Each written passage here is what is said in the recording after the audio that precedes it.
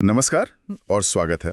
आज हम इतिहास के एक ऐसे नाम की कहानी में उतर रहे हैं जो जो वीरता का ही दूसरा नाम है, पृथ्वीराज चौहान। लेकिन आज हमारा मकसद सिर्फ उस कहानी को दोहराना नहीं है जिसे हम सबने सुना है। नहीं। हमारा मकसद है उस कहानी की परतों को खोलना। हम उस इंसान को समझने की कोशिश करेंगे, उसके फैसलों को जानेंगे और ये भी देखेंगे कि कैसे एक राजा एक अमर कहानी बन गया। चलिए इस गहरी पड़ताल को शुरू करते हैं। और ये एक बहुत जरूरी पड़ताल है, बिल्कुल। क्योंकि पृथ्वीराज की कहानी सिर्फ एक व्यक्ति की नहीं है, वो उस दौर के उस समाज का, राजनीति का एक आईना है। और दिलचस्प बात यह है कि उनकी कहानी हमें आज भी क्यों इतनी अपनी सी लगती है।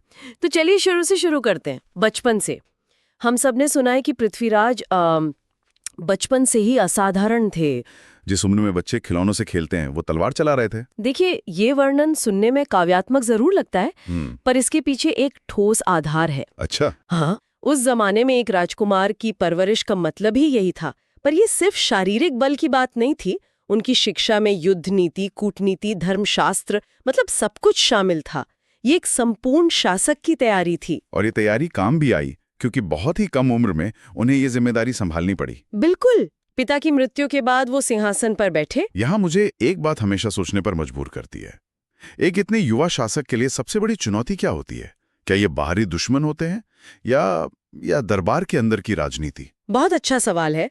ज्यादातर मामलों में असली चुनौती तो अंदर ही होती है। सत्ता अक्सर इंसान को अकेला कर देती है। और यहीं पर चंद्रबरदाई जैसे मित्र और सलाहकार की भूमिका बहुत अहम हो जाती है। वो सिर्फ एक कवि नहीं थे, वो पृथ्वीराज के लिए एक एक नैतिक आईना थे। सही बात है। वो आवाज थे जो शक्ति के साथ आने वाले अहंकार से उन्हें बचाती थी। लेकिन यहाँ एक और सवाल उठता है। क्या? कि क्या एक शासक सिर्फ अपने करीबी सलाहकारों पर ही निर्भर रह सकता है? क्या इससे एक इको चेम्बर बनने का खतरा नहीं होता, जहां राजा सिर्फ वो सुनता है जो सुनना चाहता है? ये एक बहुत जरूरी सवाल है, और शायद इसी कहानी का एक सबसे प्रसिद्ध अध्याय है संयोगिता। संयोगिता। हम सबने ये प्रेम कहानी सुनी है कि कैसे संयोगिता ने पृथ्वीराज को बिना देखे ही अपना मान लिया था और स्वयंवर में उनकी मूर्ति को माला पहना दी थी। ये सुनने में बहुत बहुत नाटकीय लगता है। रोमांटिक तो है, लेकिन ये सिर्फ एक प्रेम कहानी नहीं थी। मतलब? ये एक बहुत बड़ा राजनीतिक कदम था।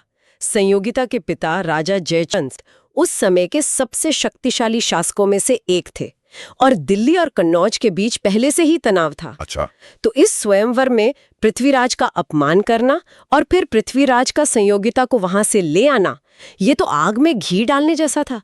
इसने दो सबसे बड़े राजपूत राज्यों को कट्टर दुश्मन बना दिया। बनाना चाहेंगे? नहीं, बिल्कुल नहीं। प्रेम अपनी जगह है, लेकिन एक राजा के लिए हर फैसले के राजनीतिक परिणाम होते हैं। इस एक घटना ने राजपूतों की उस एकता में एक बड़ी दरार डाल दी, जिसकी जरूरत भविष्य में सबसे ज्यादा पड़ने वाली थी। और वो भविष्य बहुत तेजी से उनकी तरफ बढ़ रहा था। मोहम्मद गौरी के रूप में। हाँ। 1191 तराइन का मैदान, दोनों सेनाएं आमने सामने हुई और पृथ्वीराज की सेना ने गौरी को बुरी तरह हराया। वो खुद घायल हुआ, उसे बंदी बना लिया गया। और यहीं पर कहानी का वो मशहूर मोड़ आता है जिस पर आज भी बहस होती है ना? बिल्कुल। सबने कहा इसे मार दो, दुश्मन को खत्म कर दो, लेकिन पृथ्वीराज ने उन्होंने गौरी को जीवन दान दे दिया। लोग इसे उनकी महानता भी कहते हैं और उनकी सबसे बड़ी भूल भी। पर क्या ये फैसला इतना सीधा साधा था? नहीं, बिल्कुल नहीं। इसे सिर्फ एक भूल कहकर हम उस दौर के मूल्यों को, उस सोच को नजरअंदाज कर देते हैं। तो फिर क्या था ये? देखिए, यहाँ दो विचारधाराओं का टकराव था। एक तरफ राजधर्म और दूसरी तरफ कूटनीति। राजधर्म और कूटनीति। हाँ, उस युग का राजधर्म कहता था कि एक हारे हुए निहत्थे शत्रु पर वार करना पाप है। यह क्षत्रिय धर्म के विरुद्ध था। पृथ्वीराज ने उसी राजधर्म का पालन किया। लेकिन कूटनीति, चाणक्य की कूटनीति तो कहती है कि दुश्मन को कभी बढ़ने का मौका नहीं देना चाहिए। बिल्कुल, और यही तो असली दुविधा है। पृथ्वीराज चौहान राजधर्म और कूटनीति के एक दौराहे पर खड़े थे, और उन्होंने अपने सिद्धांतों को चुना। क्या ये जरूरत से ज्यादा आत्मविश्वास था? शायद हाँ। उन्हें लगा होगा कि वो गौरी को दोबारा भी हरा सकते हैं, लेकिन इसे सिर्फ एक रणनीतिक भूल कहना उनके चरित्र की उस गहराई को समझने से इनकार करना है ये एक राजा का फैसला था, किसी व्यापारी का नहीं। और इस फैसले का नतीजा वो अगले ही साल सामने आ गया। 1192 में गौरी वापस लौटा, इस बार ज्यादा तैयारी के साथ और एक अलग रणनीति के साथ। हाँ, कहते हैं उसने सुबह सुबह हमला किया जब राजपूत सेना तैयार नहीं थी। रणनीति से ज्यादा इस बार जो बड़ा अंतर था वो था राजपूत खेमे में एकता की कमी। अच्छा। तराइन की पहली लड़ाई एक व्यक्ति की जीत थी, पर दूसरी लड़ाई एक बिखरे हुए गठबंधन की हार थी। संयोगिता प्रकरण की वजह से जयचंद जैसे बड़े राजा वो तटस्थ रहे, उन्होंने हिस्सा ही नहीं लिया। कई छोटे राजाओं को लगा कि ये तो चौहानों की लड़ाई है, हमारी नहीं। ये आपसी फूट का एक बहुत दुखद उदाहरण था। और इस हार का परिणाम भयानक था। पृथ्वीराज को बंदी बनाकर गजनी ले जाया गया, जहां उनकी आंखें निकाल दी गईं। गौरी को लगा कि एक योद्धा की आंखें छीनकर उसने उसकी आत्मा को भी कुचल दिया है। उसे लगा कि अब कहानी खत्म। हाँ, किसी भी सामान्य व्यक्ति के लिए कहानी शायद यहीं खत्म हो जाती, लेकिन यहीं से पृथ्वीराज चौहान एक ऐतिहासिक राजा से एक किंवदंती में बदलना शुरू होते हैं। और उस किंवदंती का शिखर आता है उस अविश्वसनीय पल में जिसका जिक्र चंद्रबरदाई की रचना पृथ्वीराज रासो में मिलता है। शब्दभेदी बाण चलाने की कला देखने के लिए उकसाते हैं, और फिर वो प्रसिद्ध दोहा गूंजता है, 4 बांस 24 गज, अंगुल अष्ट प्रमाण, ता ऊपर सुल्तान है, मत चूके चौहान। रोंगटे खड़े कर देने वाला पल है ये, है ना? हाँ। एक अंधा राजा सिर्फ अपने दोस्त की आवाज और एक कविता के सहारे अपने दुश्मन को मार गिराता है।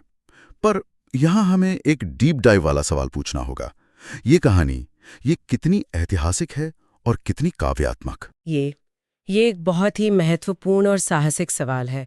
देखिए, ये पूरा वृत्तांत, ये पूरी घटना हमें सिर्फ और सिर्फ पृथ्वीराज रासो में मिलती है। सिर्फ रासो में? हाँ, जो चंद्रबरदाई द्वारा लिखा गया एक महाकाव्य है। उस दौर के किसी भी और फारसी या भारतीय ऐतिहासिक ग्रंथ में इस घटना का कोई जिक्र नहीं है। तो क्या ये सच नहीं है? सच क्या है, ये इस बात पर निर्भर करता है कि आप ढूंढ क्या रही हैं या क्या ढूंढ रहे हैं। अगर आप तथ्यात्मक ऐतिहासिक प्रमाण ढूंढ रहे हैं तो वो लगभग न के बराबर है। लेकिन अगर आप एक संस्कृति की आत्मा का सच ढूंढ रहे हैं तो ये कहानी 100% सच है। पृथ्वीराज रासो एक इतिहास ग्रंथ नहीं, एक महाकाव्य है। अच्छा। इसका उद्देश्य तथ्यों को दर्ज करना नहीं, बल्कि एक नायक के माध्यम से स्वाभिमान, मित्रता और हार न मानने की भावना को अमर करना था। ये कविता उस हार को भी एक नैतिक जीत में बदल देती है। ये एक फैसिनेटिंग पर्सपेक्टिव है। तो रासो में लिखी कहानी एक तरह से उस दौर के लोगों की भावनाओं का दस्तावेज है। बिल्कुल, ये लोगों को बताने का एक तरीका था कि हमारा नायक हारा जरूर, पर वो झुका नहीं, उसने अंत तक संघर्ष किया। और यही बात पृथ्वीराज को हजारों साल बाद भी लोगों के दिलों में जिंदा रखती है। तो जब हम सब कुछ समेटते हैं तो पृथ्वीराज चौहान को कैसे याद किया जाना चाहिए? वो एक आदर्श, एक परफेक्ट राजा नहीं थे। उन्होंने शायद राजनीतिक गलतियां की। उन्होंने वहां दया दिखाई जहां शायद सख्ती की जरूरत थी। और शायद इसीलिए वो आज भी इतने प्रासंगिक हैं, क्योंकि वो इंसान थे। उनकी कहानी हमें कुछ बहुत गहरी बातें सिखाती है। पहली, कि सिद्धांतों पर टिके रहने की एक कीमत होती है और वो कीमत चुकाने के लिए साहस चाहिए। दूसरी, एकता की कमी किसी भी बड़ी से बड़ी शक्ति को हरा सकती है। ये सिर्फ 12वीं सदी का नहीं बल्कि 21वीं सदी का भी सच है। बिल्कुल। और तीसरी, सबसे महत्वपूर्ण बात, इतिहास सिर्फ जीतने वालों का नहीं लिखा जाता, इतिहास उनका भी लिखा जाता है जो हार कर भी अपनी शर्तों पर जीते हैं और मरते हैं। पृथ्वीराज चौहान की हार हुई, पर उनकी कहानी जीत गई। उनकी मृत्यु नहीं हुई, वो एक विचार बन गए, एक प्रेरणा बन गए, एक ऐसी कहानी जो हमें बताती है कि असली हार तब नहीं होती जब आप गिर जाते हैं, बल्कि तब होती है जब आप उठने से इनकार कर देते हैं। और यहीं पर हम आज की इस चर्चा को एक विचार के साथ समाप्त करते हैं। किसी ऐतिहासिक व्यक्ति का तथ्यों से परे जाकर एक किंवदंती या एक कहानी बन जाने का क्या अर्थ होता है? क्या ये कहानियां हमें इतिहास के सच से दूर ले जाती हैं, या फिर वे हमें उस भावनात्मक सच के ज्यादा करीब लाती हैं जो सूखे तथ्य कभी नहीं बता सकते? इस पर